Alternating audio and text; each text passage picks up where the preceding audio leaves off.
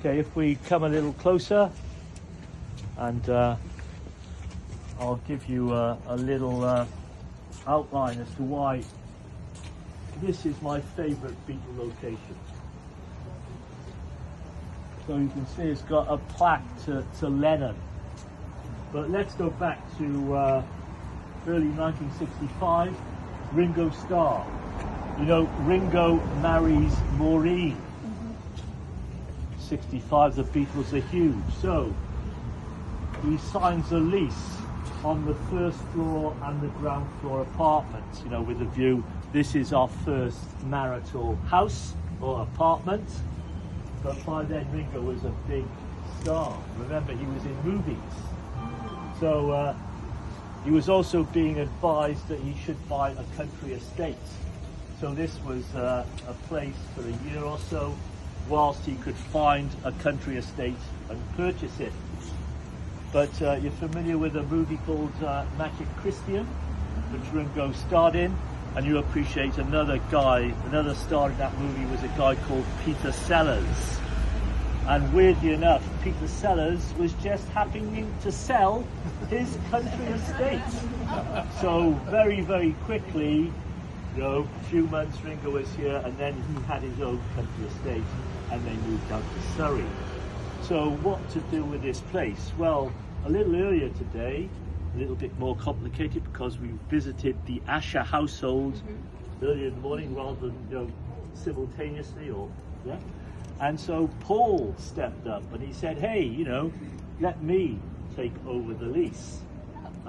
He wanted a little recording studio here, and that recording studio, he worked, this is where he was working on Eleanor Rigby. So again, great song. This is where it was put together. And also, if you are a hardcore Beatles fan, you'll realize that Apple had an electronic label called Zapple. And the idea behind that label, okay, George Harrison produced electronic sounds, but there was the idea that a series of interviews would take place with all these major countercultural figures like William Burroughs, the Beat Poets. They'd be recorded and then they'd be sold, those would be transcribed onto vinyl and they'd be sold at a cheap price, so you'd be spreading the word of the counterculture. As it happens, the only guy who did anything here was William Burroughs, and there's an interesting interaction between William Burroughs and Paul, because William Burroughs was really interested in how Paul worked on putting his music together. Yeah? So that was one thing.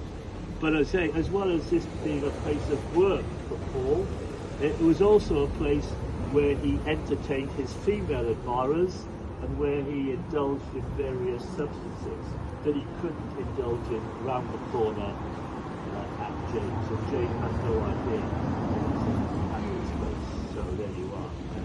Anyway, you know, because you've been there, again, Paul bought his own house.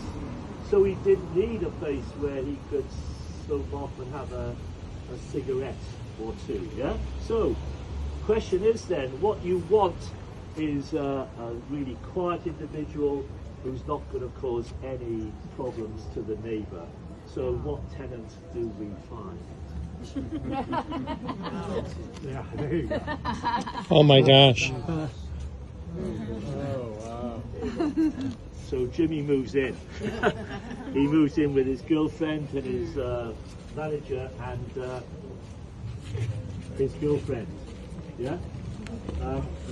Again, I know this is a Beatles tour, but this is one of my favourite photographs. And if I can just find it, where is one of my favourite photographs? Okay. Really enough, I haven't got it because, yes, I do have it, yeah. One of my favourite photographs. This is Jimmy in the kitchen making a cup of tea. Now, you don't often see a photograph of Jimmy making a cup of tea, yeah?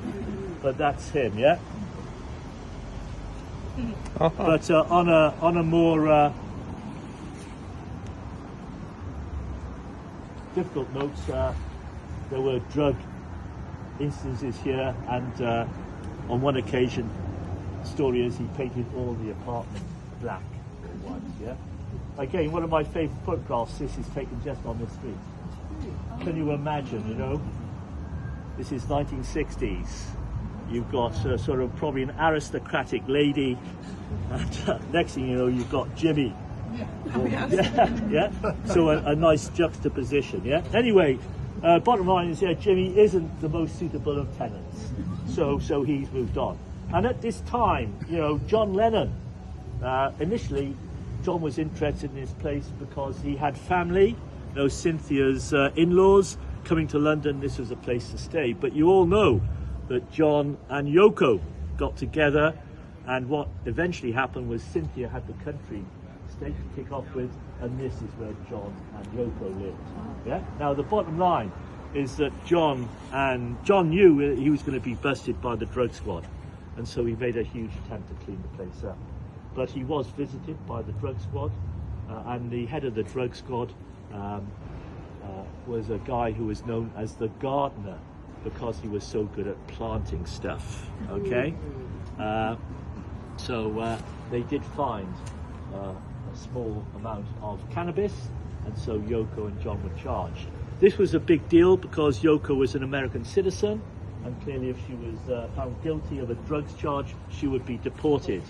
So John took the rap, and that caused him problems when it came to getting US citizenship. Yeah.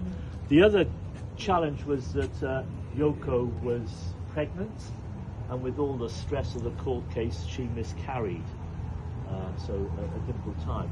And I also forgot to tell you that John was really heavily dependent on acid, and Yoko wasn't happy, so she thought it would be a great idea if she took him off acid and put him on